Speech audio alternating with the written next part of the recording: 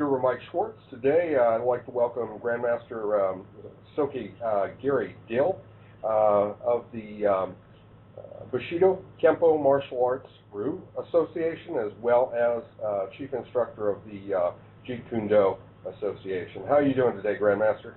You know, I'm doing great.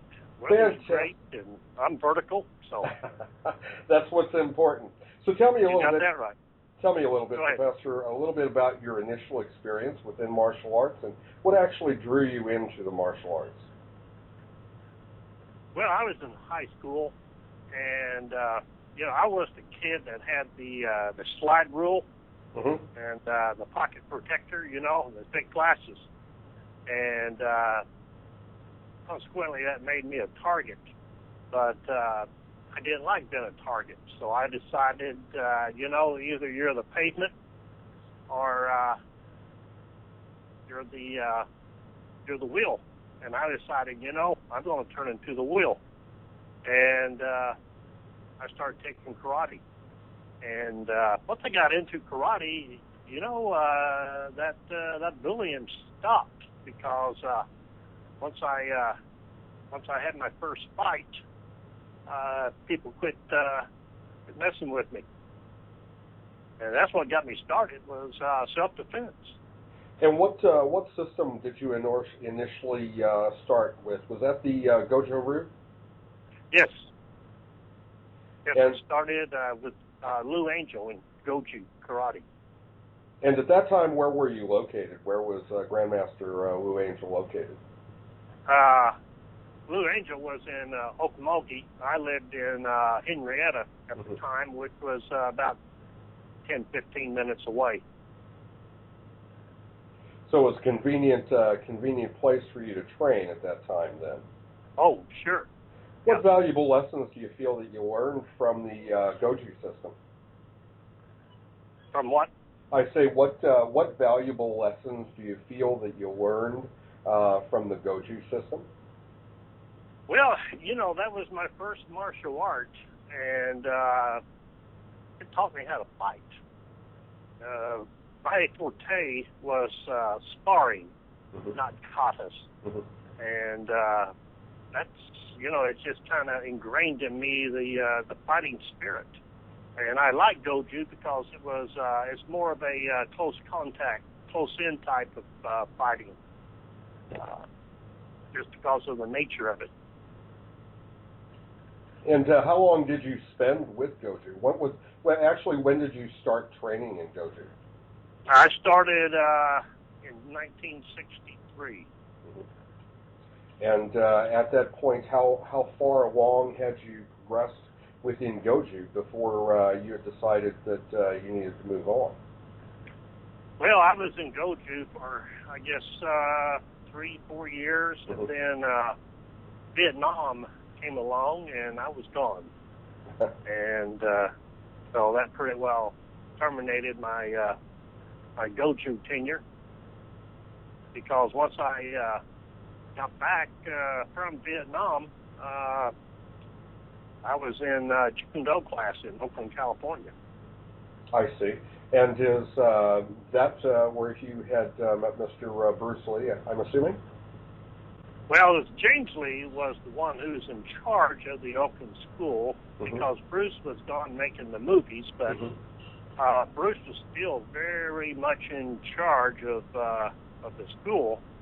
He had regular contact with James, and Bruce was still dictating the curriculum. Give you an example, we were of course getting into Chi Sao, two-hand Chi Sao training, and one class night James came down and he made an announcement that Bruce said to take the Chi Sao out of the Jeet curriculum, that he felt that it was not combat applicable for Jeet. And a lot of people don't realize that. They see Chi Sao and they still think it's Jeet, but you know, in 1972, 71, Bruce took that out of the curriculum. And so was Mr. Lee making, Mr. Bruce Lee, of course, making consistent changes and, if you will, improvements upon his system? Oh, he still was. Yes, all the time I was there. Like I said, he was in contact with James Lee and still dictating what is and what is not part of the JKD curriculum. A lot of people think that he was, when he went to make the movies, that he had nothing else to do with the development of Jeet Kune Do, but that's a misnomer. He was still very much involved in it. And at that time, how long had you spent in the Oakland school?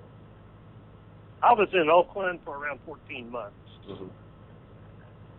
And who were your contemporaries, such as Professor Jerry Jeet and perhaps Mr. Inosanto, or were they a different group? Well, they were a part of the LA group.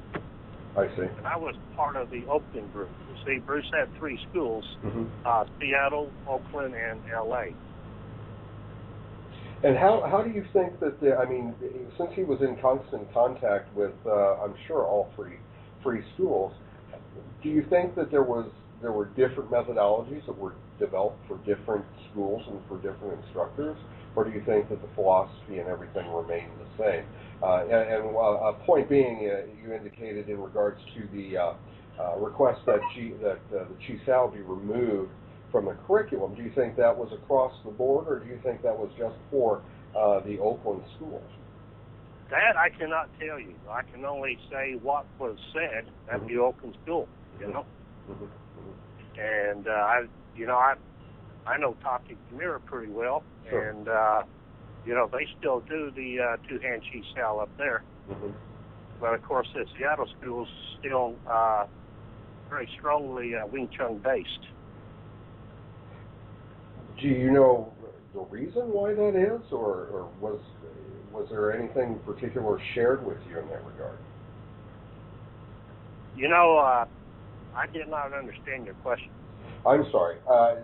In regards to the Seattle group having more of a Wing Chun based, was there any reason for that philosophy that you were aware of, or that you were made aware of at the time? Well, this is my take on it. When Bruce lived in Seattle, he was primarily teaching Wing Chun. Jeet Kune Do had not really developed yet. Mm-hmm. Jeet Kune Do was actually developed in Oakland when Bruce was living in Oakland. Mm-hmm. And so consequently, the Seattle group still had that Wing Chun curriculum involved in it. Whereas once Bruce got to Oakland and they started revising Bruce's personal fighting system from a Wing Chun base to a Jeet Kune Do, that's when you start seeing a lot of influence from Western boxing and from fencing that was incorporated in with the Wing Chun. And perhaps do you think that at that same time that the Los Angeles-based school was moving in a similar direction, or perhaps yes. a different direction?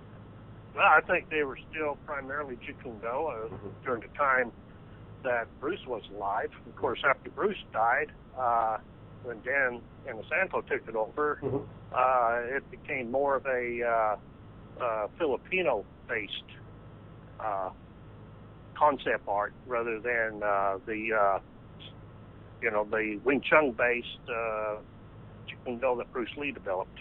Sure. And as a result, that became more of a philosophy-based system and applying it to a different martial art entirely, I guess, correct? Well, evidently that's the way it went with the LA group to some of them.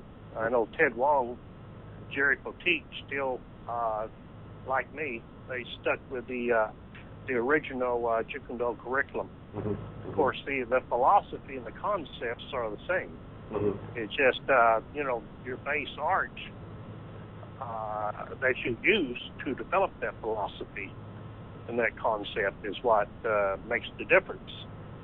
And I still feel that the original Jeet Kune Do that Bruce Lee developed is still the real Jeet Kune Do.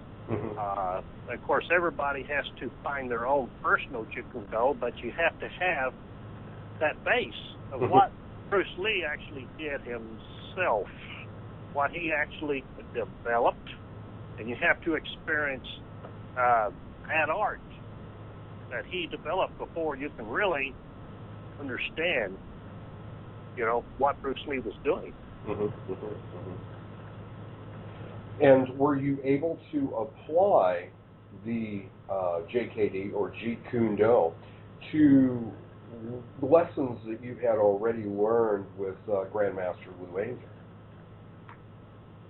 Well, eventually I made my own martial art, which is called Bushido Kempo. It's a karate, jiu-jitsu, weapons-based system, but it's taught according to the principles and concept of Jeet Kune Do.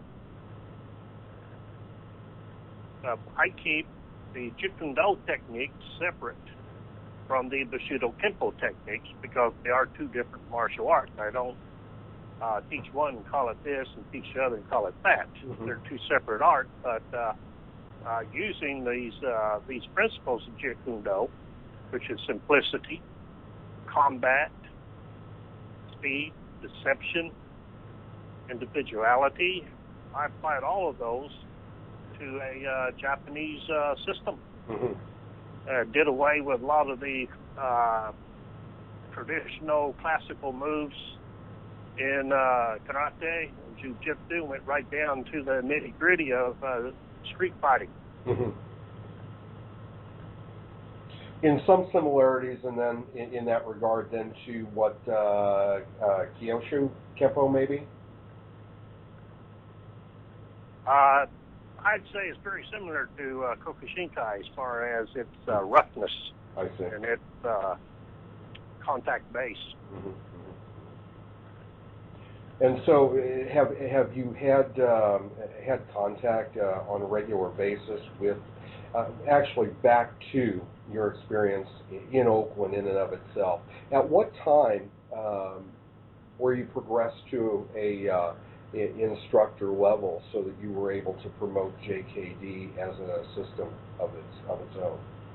Well, James Lee gave me written permission to teach Jeet Kune Do to a small group, and of course, like he said, only Bruce could make the instructors, which at that time were only Taki, James, and Dan.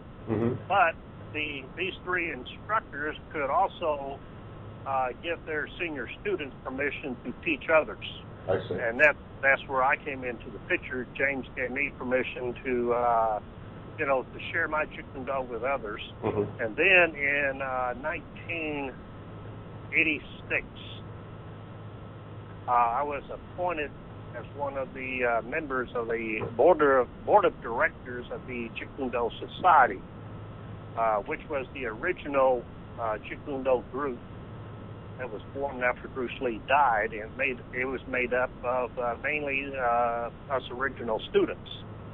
And at that time, it was decreed that any of the original students who were on the board were officially recognized as Jeet Kune Do instructors.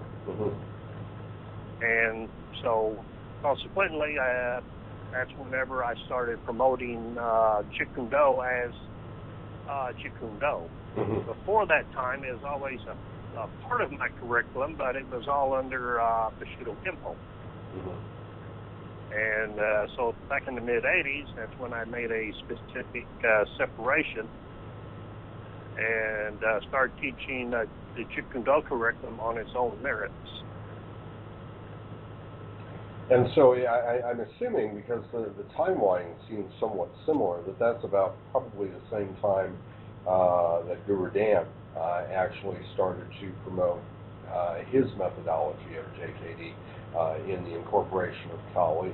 I mean, is that? Yeah, he started that. He started that, I believe, in 1981, 82, along in there.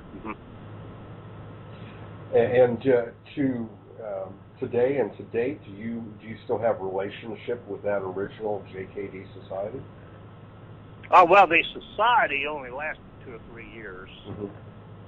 And then the Jeet Kune Do nucleus came about, and that only lasted 3 or 4 years. And but I still have contact with the Oakland group. Like this day before yesterday, I had a long conversation with Alan Joe, who was one of the very first Oakland Jeet Kune Do students. Of course, he's good friends with James Lee. Sure. And Alan Joe is he's 89 years old, and he's the head of the Oakland group still today. I see. And you know, at 89 years old, he still works out every day. It's amazing how martial arts can keep one in shape, is it not? Oh, absolutely. So after your, I'm sorry, I didn't mean to interrupt. After your progression to begin instructing within JKD and your authorization from James Lee, did you move back to Oklahoma at that time, or where did you go from there?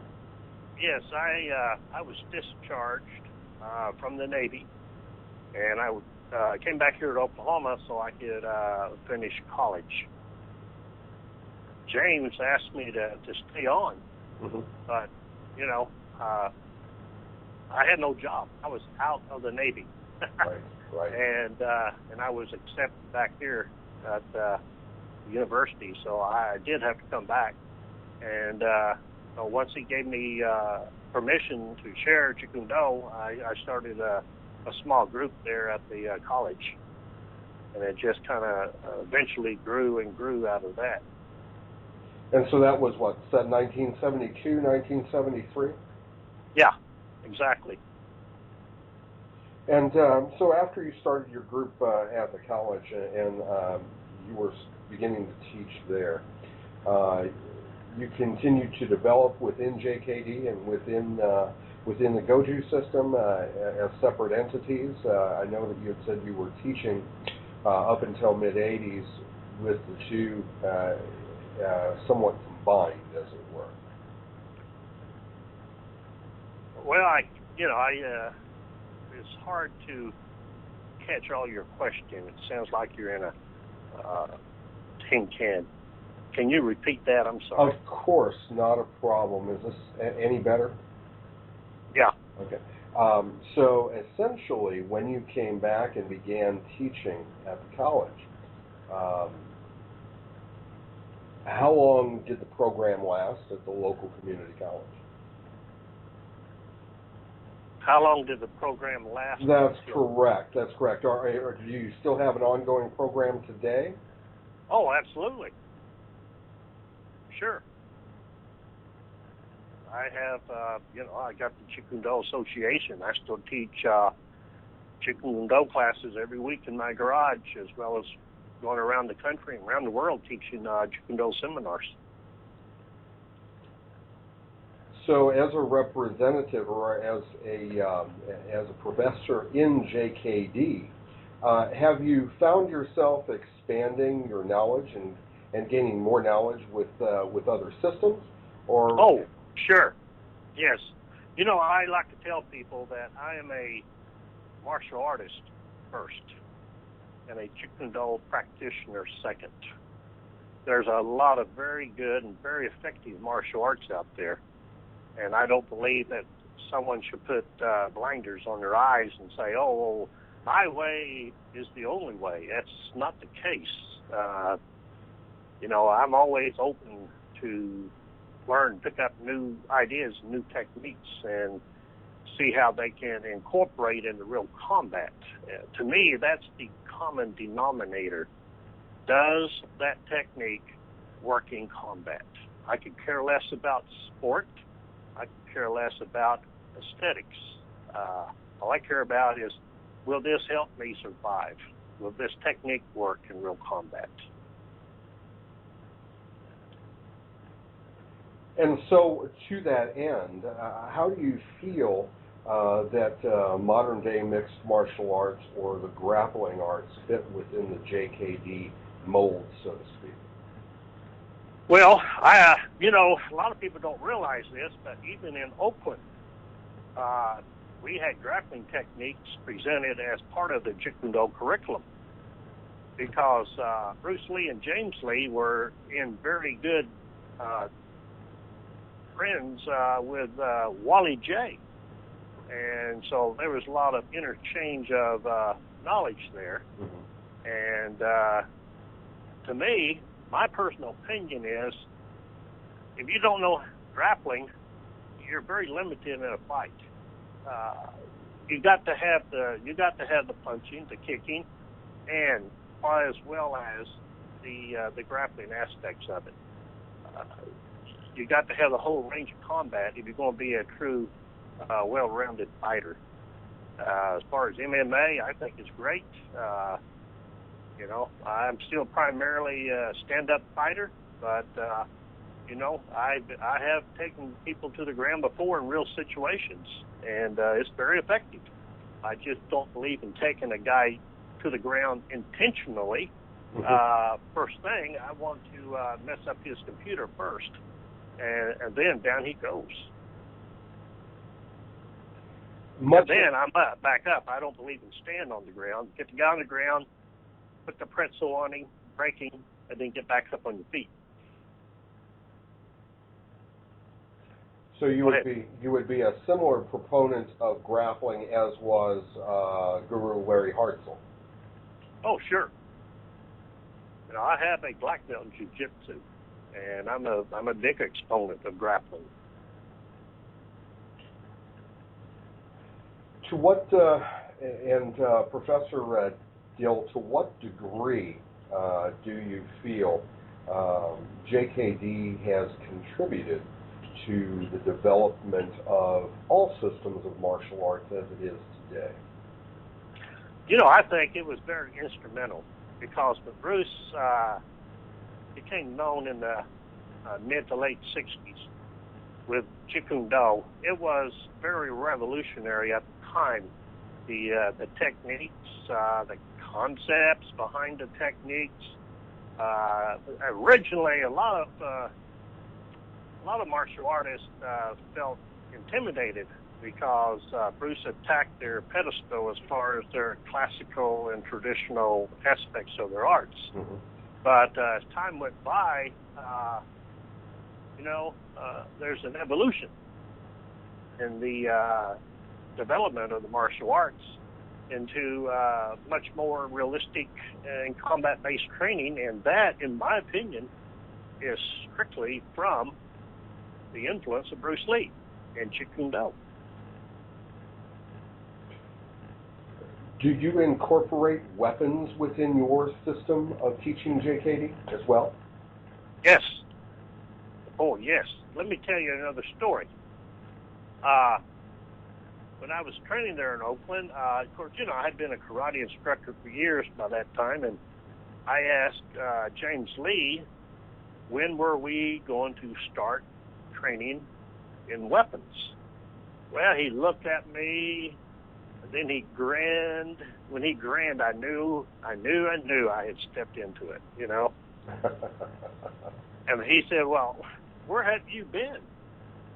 You've been training on weapons. Okay, I knew, yes, now I stepped into it with the other foot. And then he laughed and he said, let me explain. When you learn empty hand Jeet Kune Do, you do the same techniques, but with a weapon. You just put a weapon in your hand, and that weapon now becomes a part of your hand. You do the same techniques, the same tactics as you do with empty hand. And, you know, that makes so much sense. He said, why make a whole different system up just for a knife or just for this or just for that? If you know Jeet Kune Do, you just put the weapon in your hand and do the same technique. Of course, each weapon has its own personality, and you have to make some kind of minor variations as to the technique to fit the weapon, but still the core of it is the very same Jeet Kune Do technique. And I have taught knife training to military units, and basically what it is Jeet Kune Do with a knife. Is that why you feel perhaps that the Filipino martial arts blend so well with Jeet Kune Do? Well, you know, I've told people for years, it's all in the flow. The flow, F-L-O-W, the flow. If you got the flow, you got it. Now, there's flow in Jeet Kune Do. There's flow in Arnis. There's flow in Eskrima. There's flow in Jiu-Jitsu. You know, and these are all flowing techniques. You know what I mean? By the blending of the energies. Sure. And they're all related. You know? They're all related. Because they share that same energy flow. So in other words, go ahead. In other words, movement being the same or being a norm, I mean, you're not going to be able to change movement per se. So the movement, and as you say and refer to as quote unquote the flow of the movement is going to be relative according to the length of the weapon, so on and so forth, and can relate to each other in that manner. Right. When you and as far as a flow in the grappling portion, I don't think that a lot of practitioners of stand-up martial arts necessarily can appreciate or can identify some flow within grappling. Could you give us an example of how that's developed from stand-up to ground within Jeet Kune Do? Now, your question is, how would you flow from stand-up to grappling? That's correct, and how you develop the same flow that you have from your stand-up in Jeet Kune Do to the grappling of Jeet Kune Do. Well, you know, golly, it's hard to verbally articulate how to do a technique. It's just that, you know, you do a blending block, you do or deceptive move, you know, just pass it by, you do a strike, and as you're flowing in striking, of course, you get in close, and once you're there, there's the opportunity to go into a choke, a takedown, joint lock, whatever, you know, the angle will permit itself to be. You know, it's just a natural progression of flow from punching to grappling. And how, going back to your initial training in Oakland, how much time was actually spent at progressionary levels within that particular school? How much time was what? Was spent at particular progressions or particular progressionary levels within that particular framework or that particular school? Well, as far as progression, I mean, there was no rank. You just came in and you trained. And, of course, how long you've been there and how much you put into it, just depending on how good you got. And you know, that's what set up the pecking order, is strictly fighting and skill level. Now, were there often challenges at that particular school? No. And what I mean by that is not necessarily from within, but schools surrounding? No. So there wasn't necessarily the acrimony that Hollywood, if you would, or if you will, has placed upon the original location, or within Seattle or Oakland. Nah, I never experienced that. At least not in Oakland. Now, I had that situation whenever, you know, through the years when I operated my schools, and still do, you know, operate my schools. Every once in a while, you got the guy coming in thinking he's a badass, and he leaves with a different attitude. But I think a lot of instructors deal with that. But there was no issues in Oakland. You know, James Lee had a real badass reputation in that Bay Area.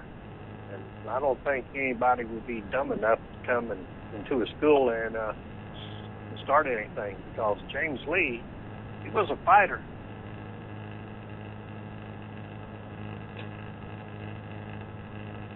During your time in Oakland, did you have the opportunity to meet and speak with Bruce? Did I have the opportunity to do what?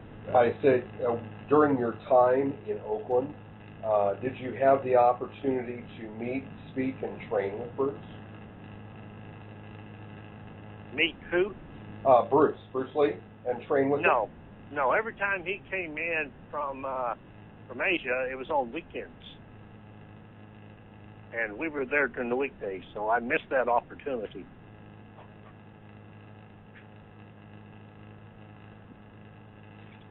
In the event that there would be a meeting of the minds, do you think that at some point again, all the original students of Bruce Lee's could come together? No. We have tried that over the last 20 years, and as they say down here in Oklahoma, that dog don't hunt. It just doesn't work out. No, there's too many politics, too much politics, too many egos, and I have tried for a long time to develop, a unity and harmony, just like Tachi Tamir tried to do, and it's just not possible. I have other friends. I have friends who are original students, and we're good friends, and we get along great. And then there's others we just stay away from. So there, like with anything else, or like with any other system, there is a certain amount of acrimony on occasion.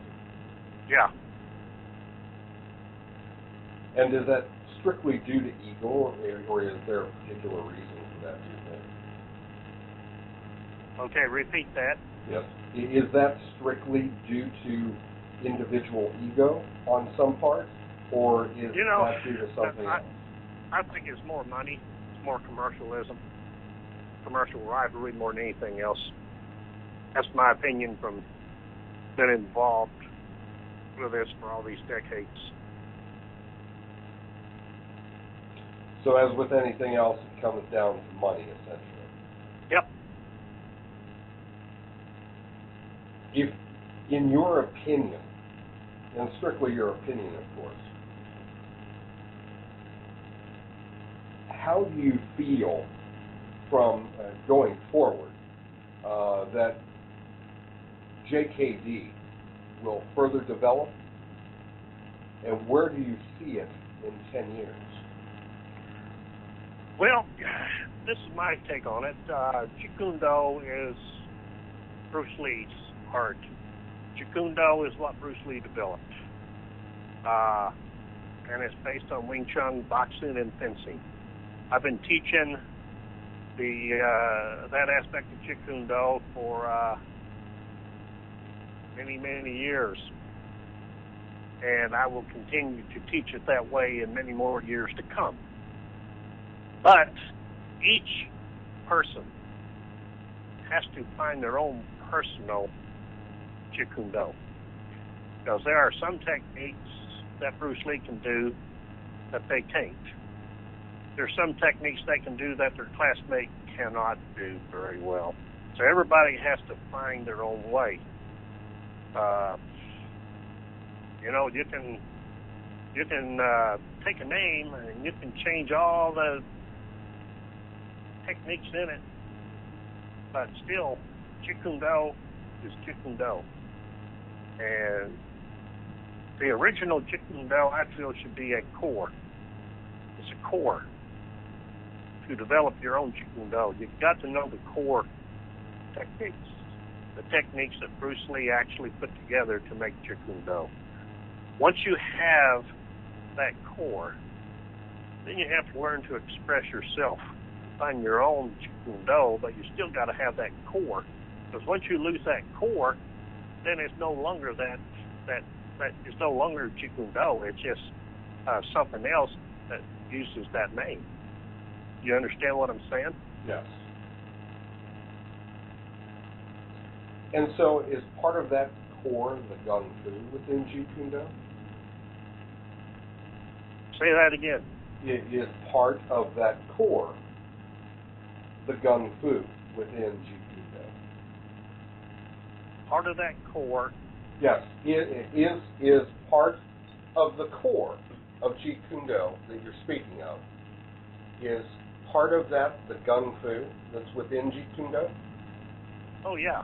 Well, again, the core, Jeet Kune Do core, is that those technique that Bruce put together to develop Jeet Kune Do, which is Wing Chun, Western boxing, and fencing. Those techniques that Bruce developed in those three arts is the core Jeet Kune Do. And so, what in relationship to Jeet Kune Do then is Jun Fan? Jun Fan was basically Bruce's Wing Chun. When he was in Seattle, he called it Jun Fan Kung Fu, which is basically Wing Chun. Then in the mid-'60s, when he started incorporating boxing and fencing and making it much more combative than Wing Chun was, that's when he coined the term Jeet Kune Do, because it was no longer just a Kung Fu system.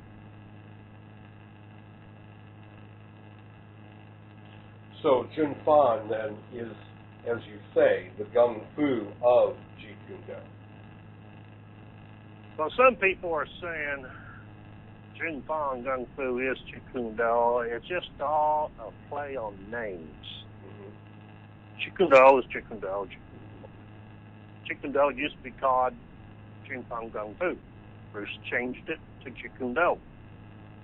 Some people want to go back and call it Jun Fan again. I don't care.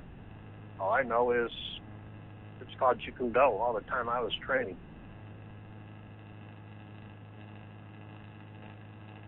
So, in other words, the name is relative. It's still JKD. Still JKD, yeah.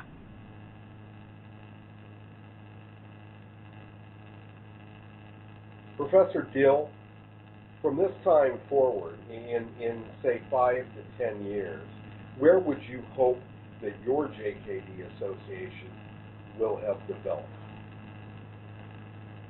Where will my JKD association what? I say within the next 5 to 10 years, what is your hope that you will be able to develop from your JKD association? Well, the Jeet Kune Do Association has been in existence for 20 years.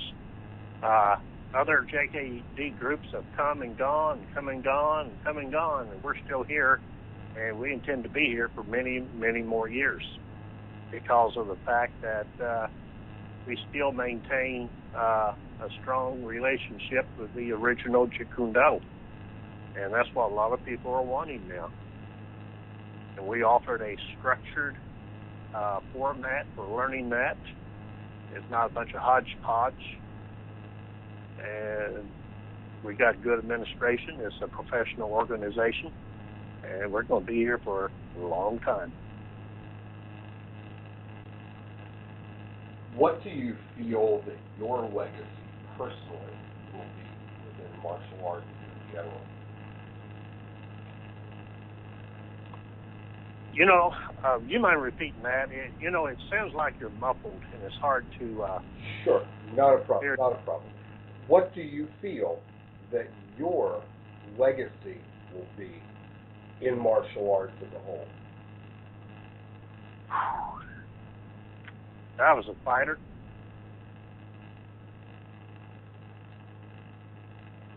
As far as I'm one of the guys who kept the original Jeet Kune Do alive and passing it on to others so they can appreciate and understand what Bruce Lee had put together, the way it was taught to me at Bruce's school in Oakland.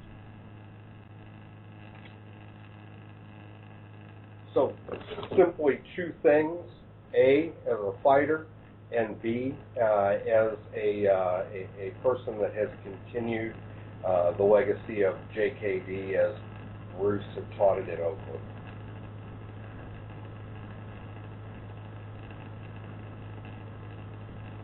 Would that be correct? Yeah, I'd say so. Now you have a program that you promote as far as a curriculum for JKD, as well as for your personal system. If someone who's listening to our interview now would like to learn more about you and like to learn more about what you have available as far as books, tapes, distance learning products, or having you in for a seminar, where would they go to find out that information? Go to my website. Everything is on the website. It's www.jkd-garydill.com. That's JKD-GaryDill.com. And do you have any particular events or seminars coming up in the near future that you'd like to yeah. make aware of? Yes, in Tahlequah, Oklahoma, we're having our Chicundo Spring Camp. That's going to be on March the 31st and April the 1st. That weekend of March the 31st and April the 1st. And we would be able to sign up or find out more information for that at your website. Is that correct? Yes. Outstanding. Professor Dill, it's been a pleasure speaking to you. I thank you so much for your time. Well, I thank you for the honor of being interviewed. I appreciate it, and I hope that the interview turned out good for you. Absolutely. Thank you so much, sir. And again, we do appreciate your time with us today. You have a beautiful afternoon, Professor Dill. Okay. Thank you very much. Take care.